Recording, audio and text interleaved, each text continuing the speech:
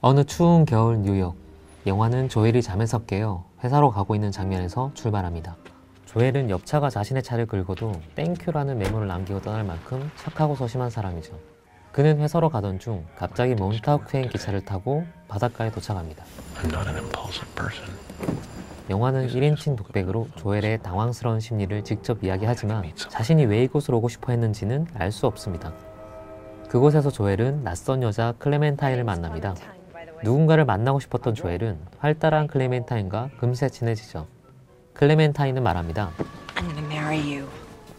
I know it. 거침없이 다가오는 클레멘타인의 직구에 우리는 조엘만큼 당황스럽습니다. 다음 날 두 사람은 찰스강에 놀러가 꽁꽁한 강 위에 누워 함께 별을 바라보면서 추억을 만듭니다.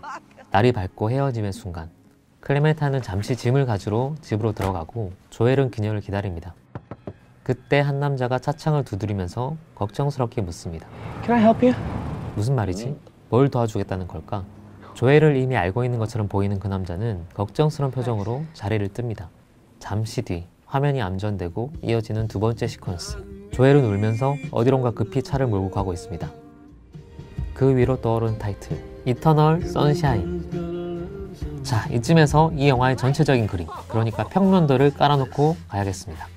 이 평면들을 듣고 나면 이터널 선샤인이라는 퍼즐 게임을 온전히 즐길 수 없을 수도 있으니까 영화를 아직 안 보신 분들이 있다면 영화를 먼저 보시고 보시기 바랍니다. Are you sure? I'm so sure.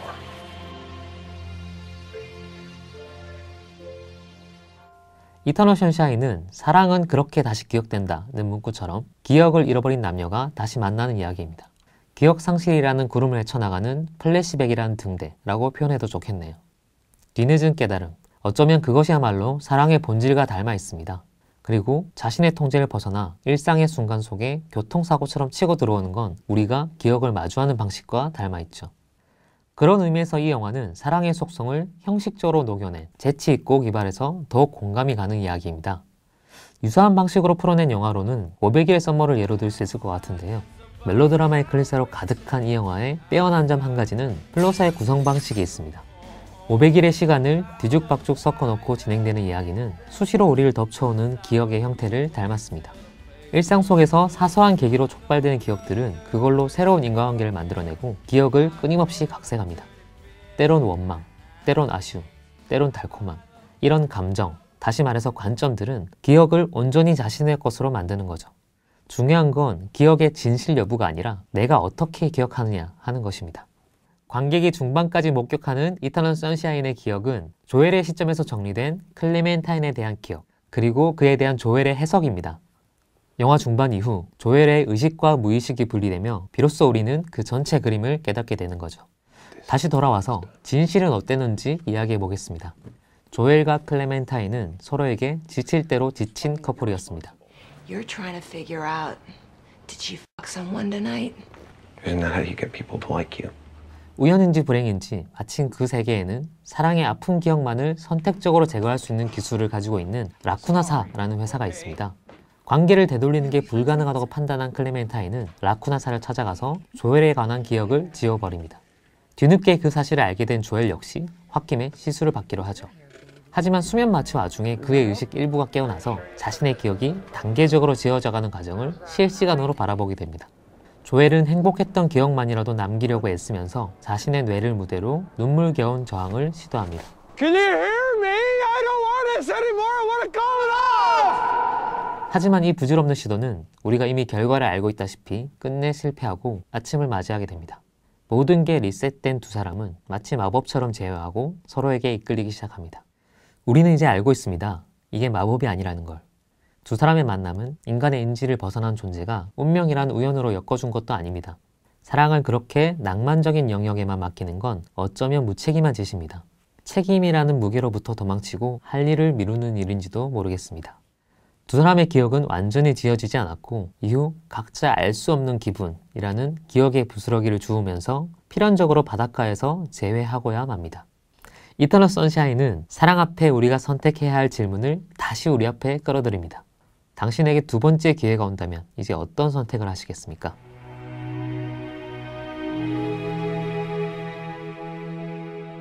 이터널 선샤인은 두 가지 서사가 함께 진행됩니다. 하나는 조엘과 클레멘타인의 이야기, 다른 하나는 라쿠나사의 직원 메리의 이야기입니다. 메리는 자신의 상사이자 라쿠나사의 경영자인 하워드를 짝사랑하고 있습니다.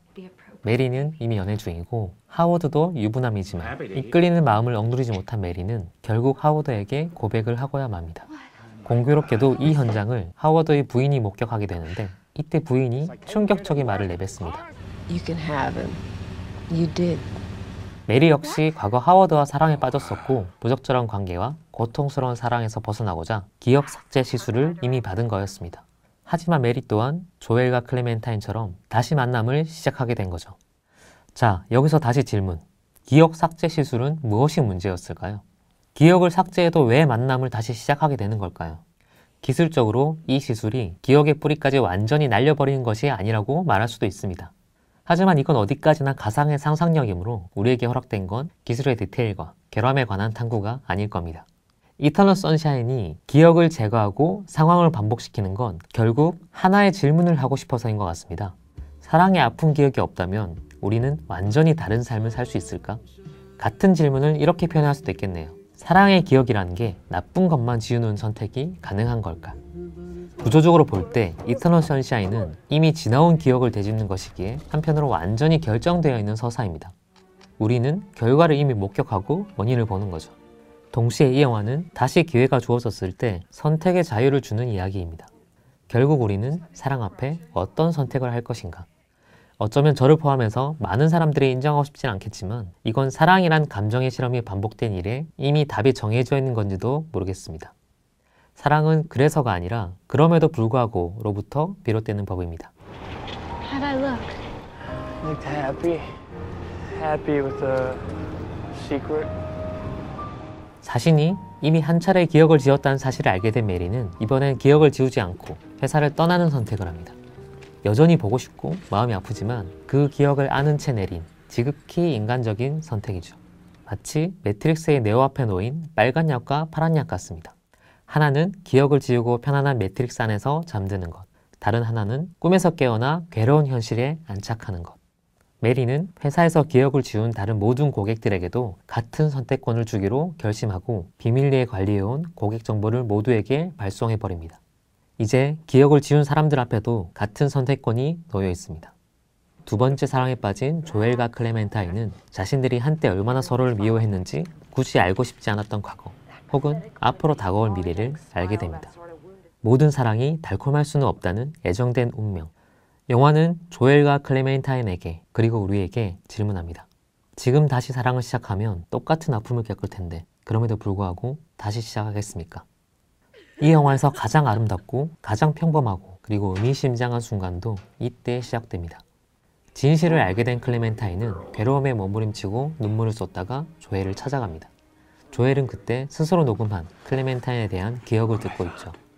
조엘의 자기 고백을 배경으로 두 사람은 한동안 뱅뱅 겉도는 의미 없는 말들을 꺼내놓습니다. 테이프 속의 조엘은 클레멘타인의 험담을 하고 있고 클레멘타인은 속상하다며 자리를 떠납니다. 그 뒤로 들리는 조엘의 목소리.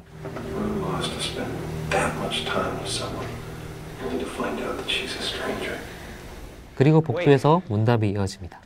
나는 그쪽의 모든 게 마음에 들어요. But you will. But you will. You know, you will think of things. And I'll get bored with you and feel trapped because that's what happens with me. Okay. Okay. 그리고 활짝 웃는 두 사람. 이어서 눈밭을 뛰어놓은 두 남녀. 영화는 이렇게 끝을 맺습니다. 오케이, 그래도 괜찮아. 가장 강력한 사랑의 언어이자 아마도 모든 장벽을 극복하는 마법의 말. 그래서 사랑하는 게 아니라 그럼에도 사랑하겠다는 실로 어리석은 선택이죠. 그것이 아직까지 사랑이란 이해 불가능한 행위가 지속되는 유일한 근거가 아닐까 싶습니다.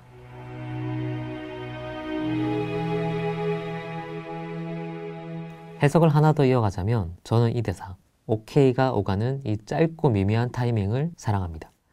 이런 호흡이야말로 감독의 개성과 연출력을 증명하는 것이고 감독이 사랑이란 이해 불가능한 감정을 어떤 방식으로 이해하고 있는지 짐작할 수 있는 실마리이죠. 클레멘타인의 대답이 만약 너무 망설이고 고민이 길어졌거나 너무 즉각적으로 나와도 느낌을 살리지 못했을 것 같습니다. 조엘의 대수롭지 않은 오케이, 이후 한동안 그의 눈동자를 바라보다 여전히 미간에 주름이 지어지지 않는 상태로 내뱉는 클레멘타인의 오케이. 어쩌면 표정이 감정을 따라오기 전에 먼저 불쑥 내뱉은 진심. 긴장이 풀리면서 새어나온 한숨이 적당히 섞여서 마치 헛웃음처럼 들리는 웃음 사이로 다시 한번 확인 도장을 찍듯이 반복하는 오케이. 그리고 이어지는 웃음. 그 호흡이 온전히 미셀 공드리의 것이라고 생각합니다. 찰리 카우프만의 재능이 심리의 탐색과 플롯의 게임이 있다면 미셀 공드리의 빼어난 점은 시각적인 표현력입니다. 조엘의 무의식을 시공간적인 변형을 통해 스크린에 안착시키는 건 거의 전적으로 미셀 공드리의 공입니다. 공드리는 철저하게 현실적인 톤으로 화면을 잡아내는 걸로 이터널 선샤인의 기초공사를 시작합니다. 뉴욕에서 6주간 머무르며 도시의 색감과 온도를 잡아내기 위해서 노력했다고 하는데요. 이건 단순히 카메라에 담는다는 접근이 아니라 사진적인 재현, 그런 방식의 질감으로 담아낸다는 의미이기도 합니다. 말하자면 이 영화의 화면은 아날로그적이고 마치 추억 속 빛바랜 사진을 보는 느낌입니다. 뮤직비디오 감독으로 명성을 쌓은 미셀 공드리의 현란한 기법과 기교는 그 사실성 위에 적절히 배합되면서 빼어난 효과를 발휘합니다. 꿈과 무의식을 넘나드는 순간, 빈번한 플래시백의 개입들, 그러니까 조엘의 머릿속을 무대로 펼쳐지는 이야기는 미셀 공드리의 손을 빌려 초현실적으로 확장되는데 이건 공드리가 뉴욕, 케미컬 브라더스, 푸 파이터스의 뮤직비디오 등에서 즐겨 사용해온 테마이기도 합니다. 여기서의 핵심은 공간의 연결에 있습니다. 편집으로 시공간을 점프하는 영화의 기본적이고 건조한 방식과 달리 공드리는 머릿속을 하나의 연극 무대처럼 만들고 각 장면 사이마다 연극의 막을 설치합니다. 새로운 상황이 들어서면 막과 막 사이를 넘나들거나 교체하면서 신기한 서커스를 보는 것 같은 기분을 안기는 거죠. 서점과 가정집이 벽 하나를 사이에 두고 순식간에 이어진다든지 공중에서 갑자기 차가 떨어진다든지 멀쩡한 집 천장 위로 비가 쏟아지거나 바닷가 한가운데 덩그러니 침대가 놓여있는 모습 등 비상식적인 이미지들이 이어지는데도 이것이 뜬금없거나 낯설게 다가오지 않는 건 한편으론 이런 이미지들이 우리가 꿈을 꾸는 방식과 닮아있기 때문입니다. 의식의 흐름에 따라 공간을 무차별적으로 이동하는 이 영화는 얼핏 CG 범벅이 되어야 할 것 같지만 반대로 지극히 아날로그적입니다. 미셀 공드리는 촬영 감독 엘렌 코라스에게 일체의 인공 조명 없이 자연광으로만 촬영하고 싶다는 그야말로 말도 안 되는 요구를 했다고 합니다. 이 무리한 요구를 수용하고자 엘렌은 강렬한 키라이트를 사용해 인물을 조명함으로써 주변의 어둠과 인물들을 분리시키고 극단적인 대비 효과를 줍니다. 결정적인 순간, 그러니까 사랑에 빠진 순간 보고 싶은 것만 눈에 빨려들듯이 들어오는 일종의 터널 효과의 활용이라고 해도 좋겠습니다. 가령 얼음판 위에서 뛰어놓은 조엘과 클레멘타인의 모습은 얼어붙은 강이라는 분명히 현실 공간임에도 불구하고 마치 연극 무대 위에서 벌어지는 비현실적인 일인 것만 같은 이중적인 감각을 줍니다. CG로 매끈하게 잘라진 게 아니라 프레임의 선들, 테두리의 울퉁불퉁한 오돌도돌한 질감들이 살아있기 때문일 겁니다. 그런 의미에서 이터널 선샤인은 꿈과 기억과 영화라는 서로 다른 차원의 경험들을 하나의 이미지, 하나의 형태로 통합시킨 영화라고 해도 크게 틀린 말은 아닐 겁니다. 이렇게 설명하고 나면 미셀 공드리의 비주얼과 찰리 카우프만의 플롯이 각기 따로 장기를 발휘하는 것처럼 들리지만 좋은 영화일수록 개별 구성 요소들은 분리되지 않습니다. 이야기와 연출을 나눌 수 없고 의식과 무의식을 나눌 수 없으며 좋은 기억과 나쁜 기억을 따로 분리할 수 없습니다.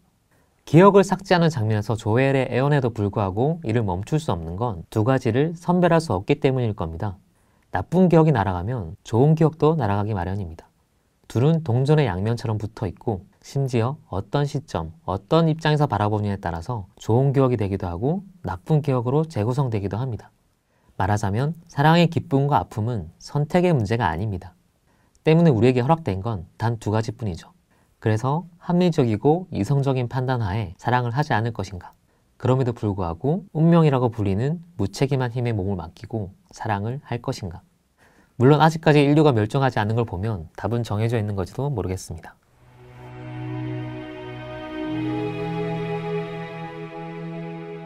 이터널 선샤인은 사랑에 대한 잠언집이라고 해도 좋을 정도로 감성적인 대사들이 넘쳐납니다.